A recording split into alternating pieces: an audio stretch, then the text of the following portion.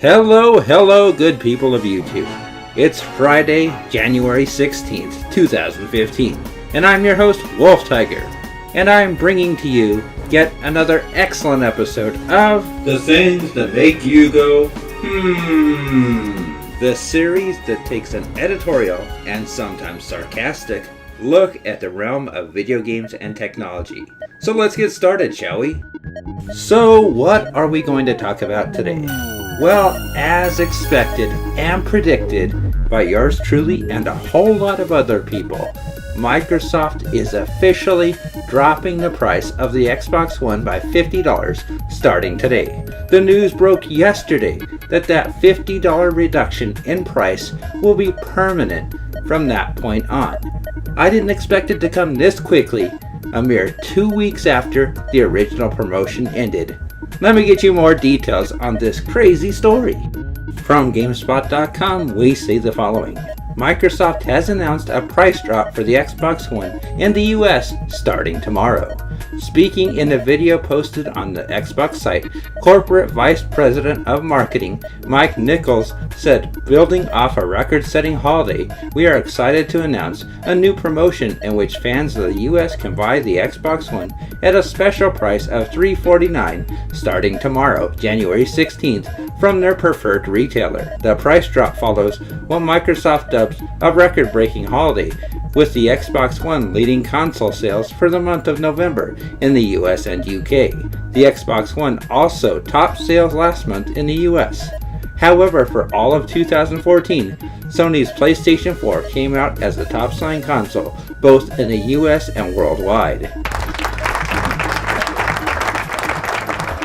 So there you have it. The $50 price cut on the Xbox One is permanent as of today. Now I know that I predicted it would come pretty soon. I estimated the first 3 to 6 months of the year, but there was no way to see that Microsoft would be desperate enough to go ahead and make this price change a mere 2 weeks after the original promotion ended. What it does tell us is that Microsoft was a whole lot more desperate to gain a foothold in the marketplace than we ever knew. That fact that the PlayStation 4 had outsold the Xbox One for over a year was far more important than they were letting on. Those press conferences where they were saying, "We're still competitive," and those numbers don't tell the whole picture. The Xbox One's lifespan won't be affected by these sales. Now we know that wasn't the complete truth. Otherwise, Microsoft would not have to act so dramatically here in fear of being left in the dust by the PlayStation 4. So what it does show us is that Microsoft was willing to act quickly and effectively breathe new life into this console generation. Because as we all know, this generation has been rather dull. There's not a whole lot of separation between these two systems. Both have similar games, almost the exact same games in fact, as very few exclusive titles have come to each console. And what we have seen just hasn't been that thrilling to convince people that they really need to switch up to the Xbox One and PlayStation 4.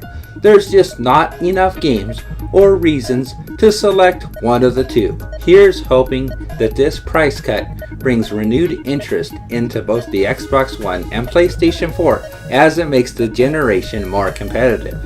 Now, the ball is in Sony's court to decide what they're going to do next.